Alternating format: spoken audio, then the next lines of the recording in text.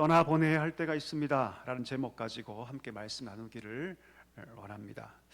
여러분, 전도서 5장 15절에 보면 이런 말씀이 있습니다. 자막 한번 띄워주시죠. 그가 모태에서 벌거벗고 나왔은즉 그가 나온 대로 돌아가고 수고하여 얻은 것을 아무것도 자기 손에 가지고 가지 못하리니. 이런 말씀이 있습니다. 우리가 몇 가지를 확인할 수 있죠. 첫 번째, 우리 인간은 다 죽는다.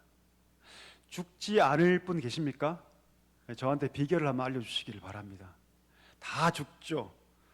누구나 죽음 맞이하게 됩니다. 그런데 두 번째, 우리가 죽을 때 어느 누구도 우리가 지금 가지고 있는 것들, 누리고 있는 것들을 단 한 가지도 가지고 갈 수 없다. 자, 그러면 왜 하나님은 우리가 죽을 때 우리가 지금 가지고 움켜쥐고 있는 것들을 다 놓고 죽으라고 말씀하실까요? 우리 인생을 보면 어찌 보면 여러분, 움켜잡기 위한 인생 아닙니까? 돈을 움켜잡기 위해서, 성공을 움켜잡기 위해서, 안락하고 평안한 삶을 움켜잡기 위해서 우리는 그렇게 인생을 사는 거 아니겠습니까? 어떻게 보면 지금 내가 붙잡고 있는 것은 우리 인생을 대변한다고도 얘기할 수 있습니다. 그런데 하나님께서는요, 그것을 다 내려놓아야 한다라고 말씀합니다. 왜 그럴까요? 그 이유가 뭘까요? 핏땀 같은 것인데, 물질, 우리의 삶, 성공, 나의 화려한 스펙들, 핏땀 같은 것인데 왜 하나님은 그것을 다 내려놔야 한다고 말씀하실까요? 그 이유는 그것을 내려놓지 않으면 천국에 갈 수 없기 때문입니다. 이걸 바꿔 얘기하면 영원하지 않는 것을 버릴 때 우리가 비로소 뭘 얻을 수 있다? 영원한 것을 얻을 수 있다. 이것을 하나님께서 말씀하기 위함입니다. 자, 그런데 우리가 살면서 어떻습니까? 내려놔야 하는데 놓지 못할 때가 너무나 많다는 것이죠. 놓아야 하는데 놓지 못할 때가 너무 많아서 그것이 우리 신앙의 걸림돌이 될 때가 너무나도 많다는 것입니다.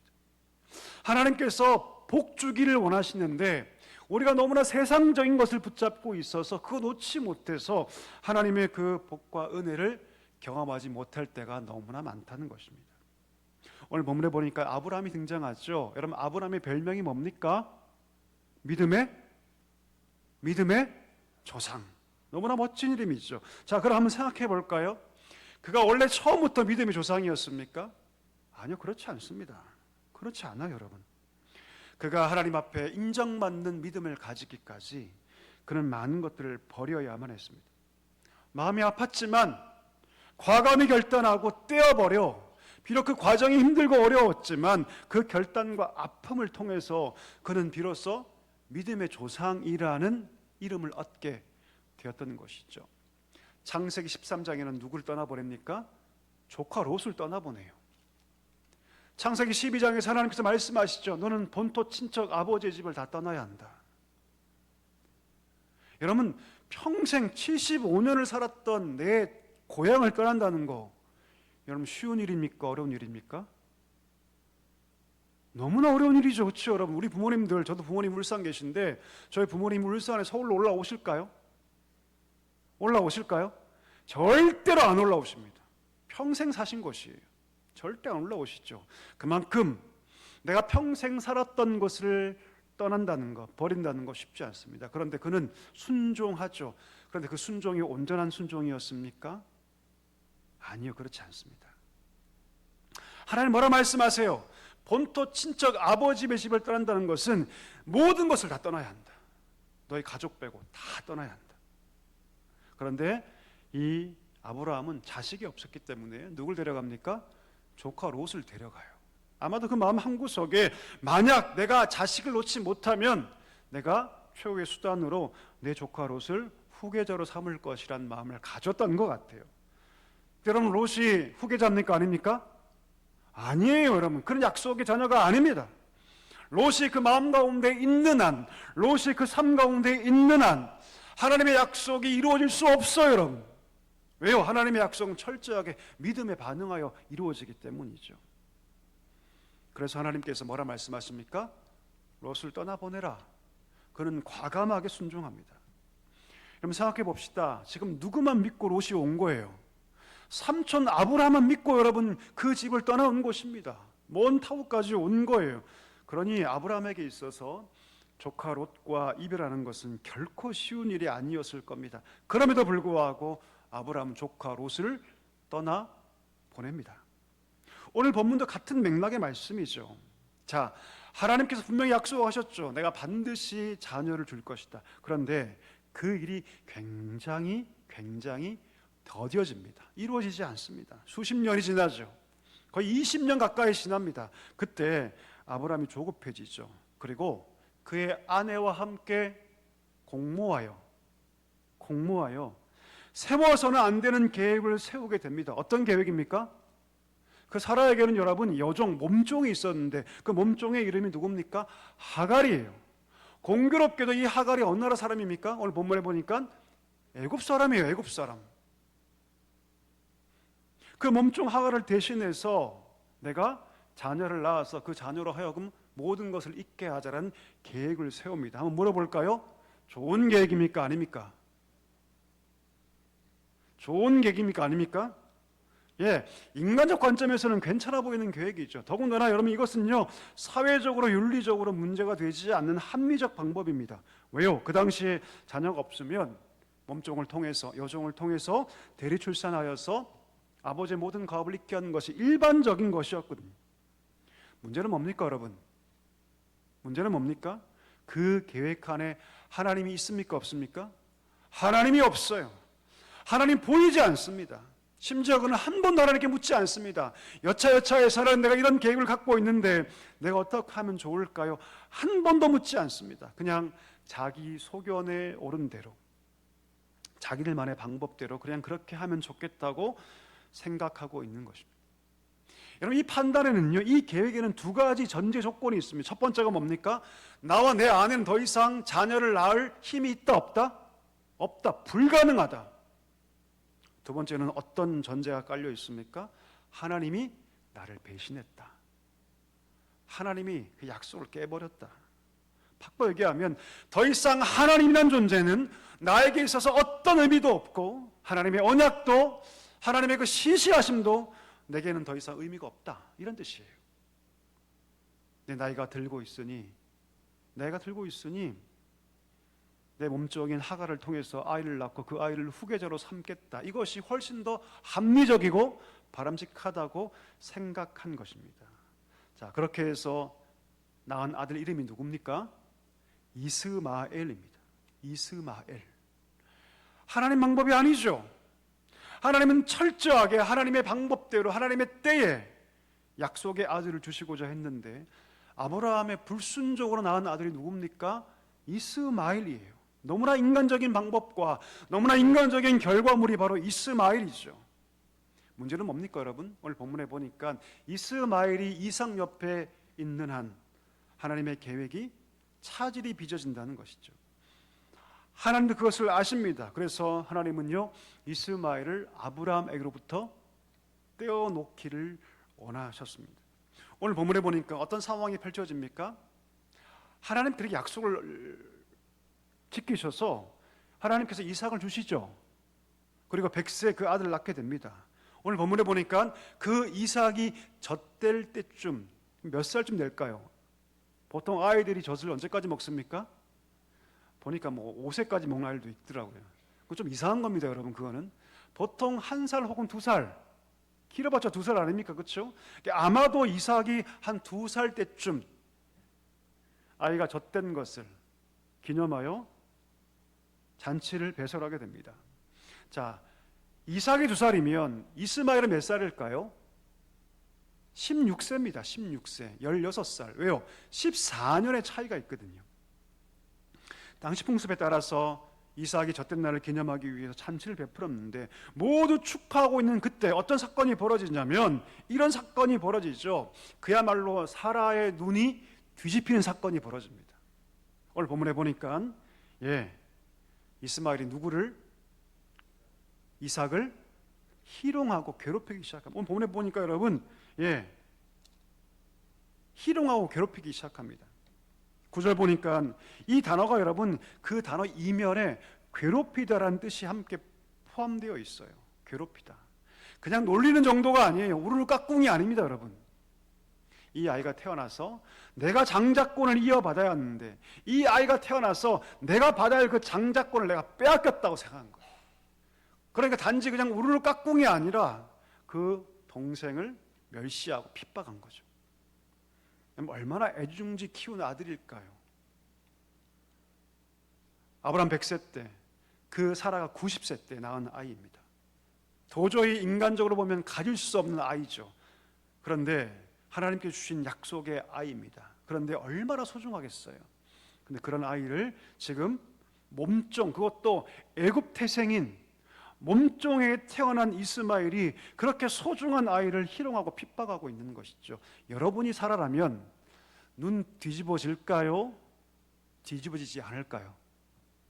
예, 여러분이라면 어떻게 하시겠어요? 제가 사라라면 여러분 눈 뒤집어질 것 같아요. 정말로. 화가 난 사라가 아브라함을 부르죠. 그럼 뭐라고 얘기합니까? 당장 이 여종과 이 아이를 내쫓으십시오. 도저히 같이 할 수 없습니다. 지금도 이런데, 지금도 저렇게 이삭을 희롱하고 핍박하는데 앞으로 일은 불보듯 뻔합니다. 부디 이 여종과 이 아이를 내쫓으십시오. 아브라함이 고민하기 시작하죠. 여러분 생각해 보세요. 그래도 여러분 16년을 키웠습니다. 내 자식으로. 여러분이 아브라함이라면 어떤 마음 들까요? 지금도 그렇죠. 지금도 아버지 없이 어머니가 혼자 아이를 키우는 거 얼마나 힘듭니까? 과거는 말할 것도 없죠. 여러분 수천 년 전은 말할 것도 없습니다. 엄마 혼자 아이를 키운다는 거 정말 쉽지 않죠. 더군다나 여러분 그들은요 아무것도 가진 것이 없습니다. 이렇게 쫓아버리면 그들이 어딘가에 굶어 죽을 줄 모르죠. 쉽게 쫓아버릴 수 없는 그런 상황입니다. 아브라함이 심각하게 고민할 때 하나님께서 그에게 말씀해 주시죠. 뭐라 말씀하십니까? 근심하지 말아라. 걱정하지 말아라.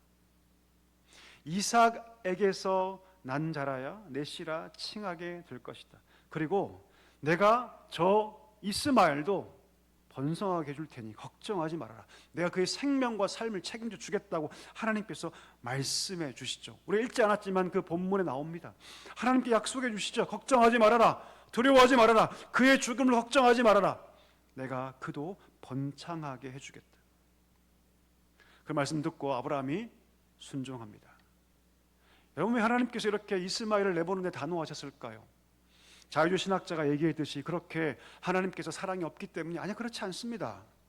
그 이유가 뭘까요? 이스마엘을 내보내야지만 비로소 그 언약의 아들이 장자로, 약속의 아들로 올바르게 자랄 수 있기 때문입니다.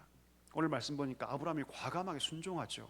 마치 그 옛날 본토 친척 아버지 집을 떠난 것과 똑같이, 조카 롯을 과감히 떠나버리는 것과 똑같이 오늘 아브라함은 과감하게 그 아들 이스마엘을 떠나보냅니다.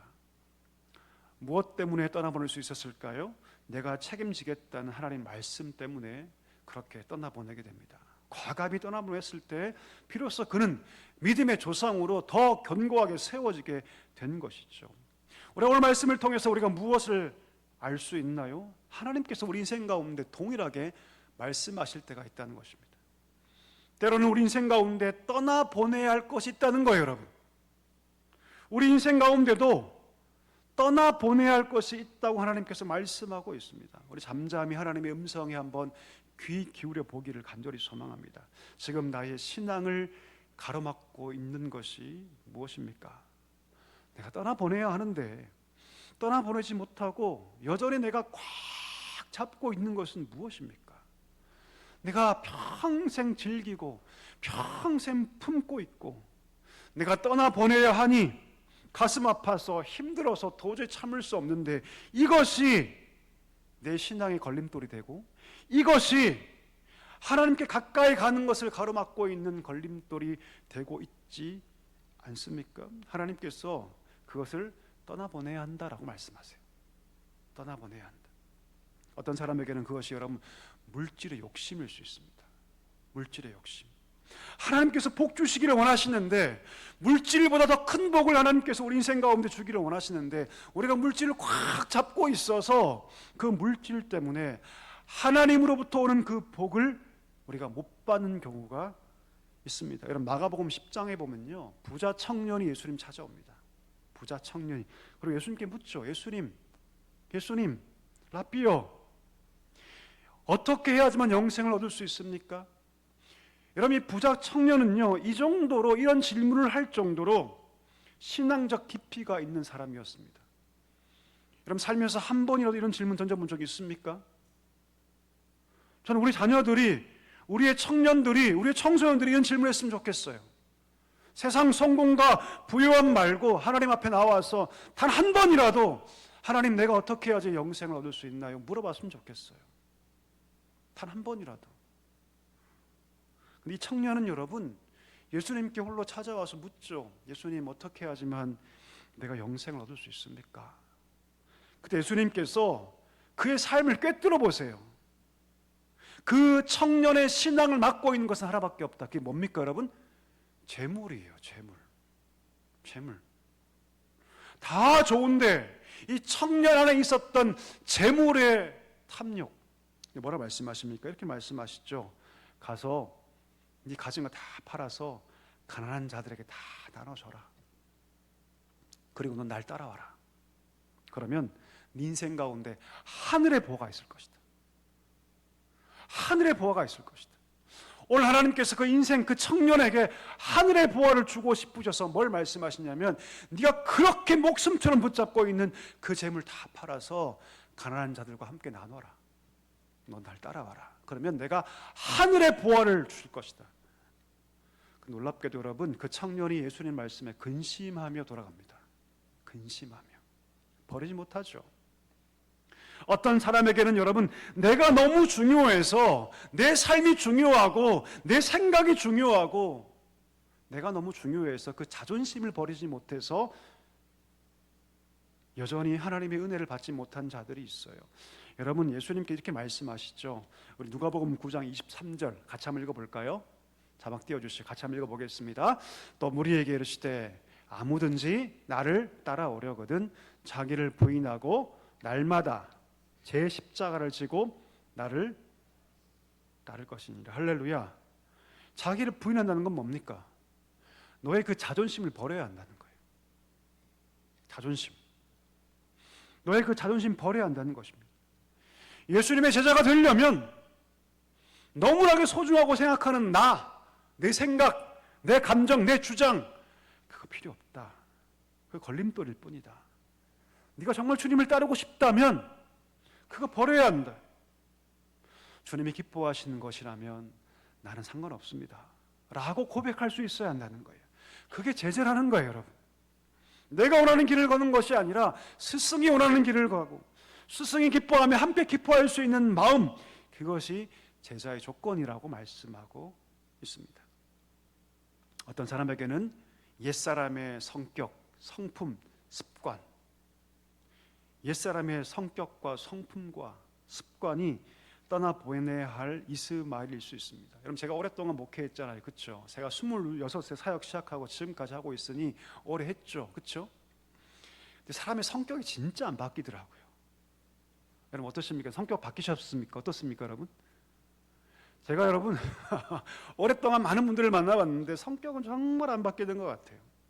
그만큼 어렵습니다. 그만큼 부단히 노력해야 합니다. 우리 말씀 한번 읽어볼까요? 골로새서 3장 5절과 6절 말씀 우리 같이 한번 읽어보겠습니다. 그러므로 땅에 있는 지체를 죽이라. 곧 음란과 부정과 사욕과 악한 정욕과 탐심이니 탐심은 우상 숭배니라. 이것들로 말미암아 하나님의 진노가 임하느니라.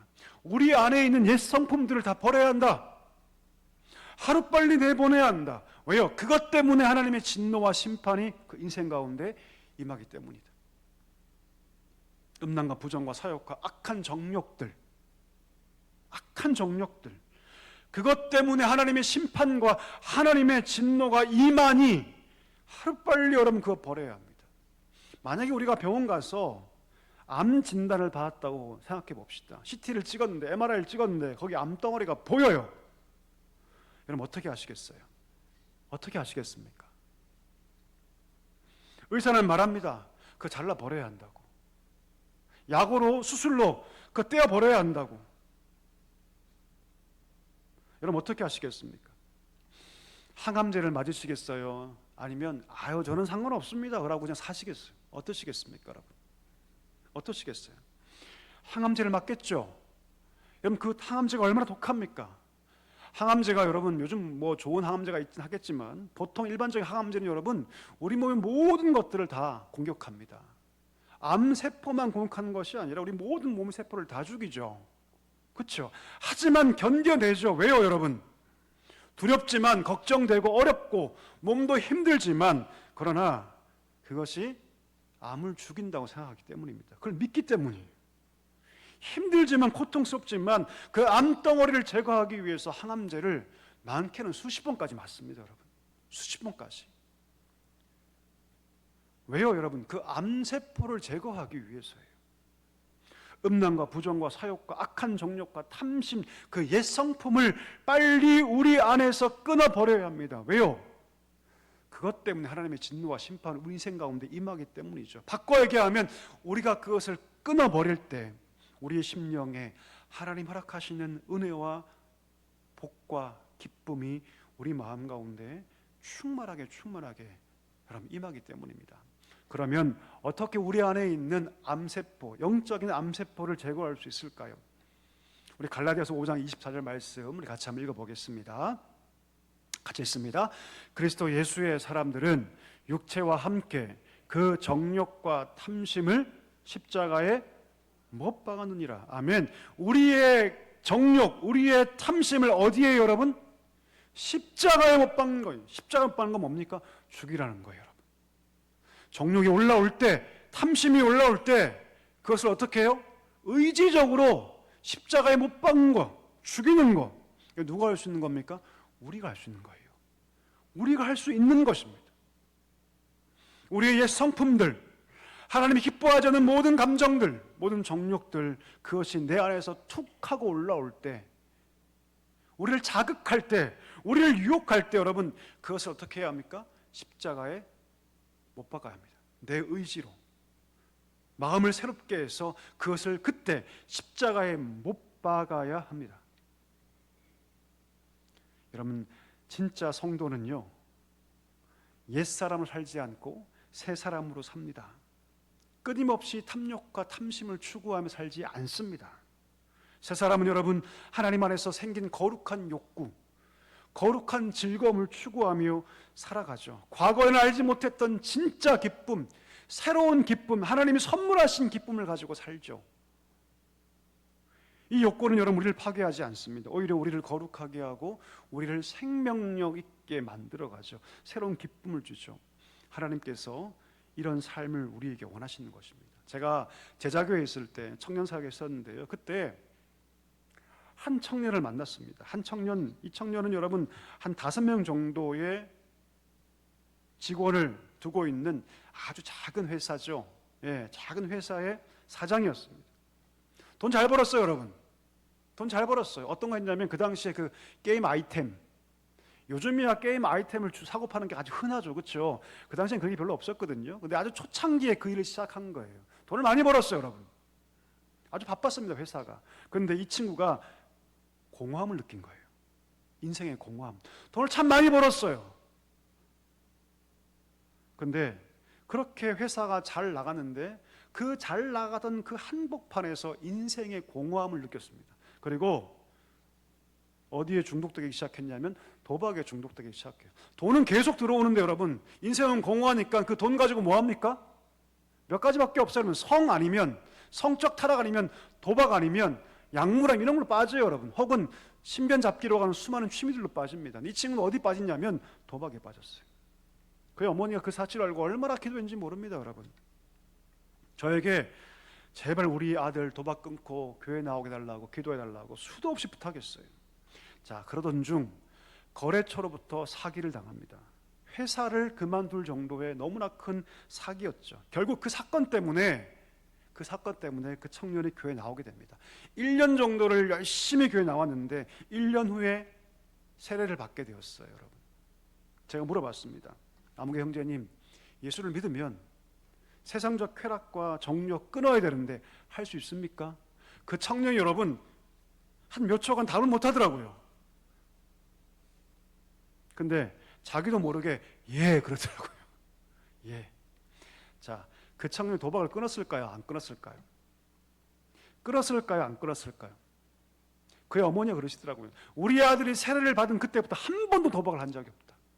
지금까지도. 물론 성령이 역사하셨겠죠.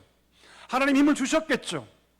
그러나 여러분, 그 청년의 결단 없이 그것이 가능했을까요? 내가 새로운 삶을 살겠다고, 인생이 공허해서 내가 도박에 중독되었는데 돈이 전부인 줄 알고 그렇게 열심히 돈을 모아서 수중에 엄청난 돈을 벌게 되었는데 인생이 너무나 공허하더라. 그래서 도박에 빠졌는데 그 인생이 진짜 인생이 아니더라. 이제 내가 하나님 안에 살겠다. 그가 결단했을 때, 버렸을 때, 떠나보냈을 때 하나님의 기적의 역사가 인생 가운데 일어나게 된 것이죠. 말씀을 여러분 정리하기를 원합니다. 여러분 어떠십니까? 내 삶에 여전히 붙잡고 있는, 떠나보내지 못하고 있는 옛사람의 습관이 있습니까? 오늘 하나님께서 동일하게 우리 가운데 감동 주셔서 그 옛사람의 습관과 옛사람의 그 성품이 떨어져 나아갈 수 있기를 주의 이름으로 간절히 축원합니다. 그래서 하나님 주시는 거룩한 감정들, 거룩한 삶의 습관들이 우리 인생 가운데 임하기를 간절히 소망합니다. 여러분, 우리가 보내야 할 것을 떠나보낼 때 비로소 우리 인생은 안정되기 시작하고요, 변화되기 시작합니다. 떠나보낼 때 비로소 우리가 성장하기 시작하죠. 보내야 할 것을 떠나보낼 때 비로소 우리 인생 가운데 말씀이 실제가 되는 줄 믿습니다. 떠나보낼 때, 떠나보냄으로써 하나님의 은혜를 충만하게 경험하는 우리 모두가 되시기를 주의 이름으로 간절히 축원합니다. 다 일어나실까요? 우리 함께 찬양.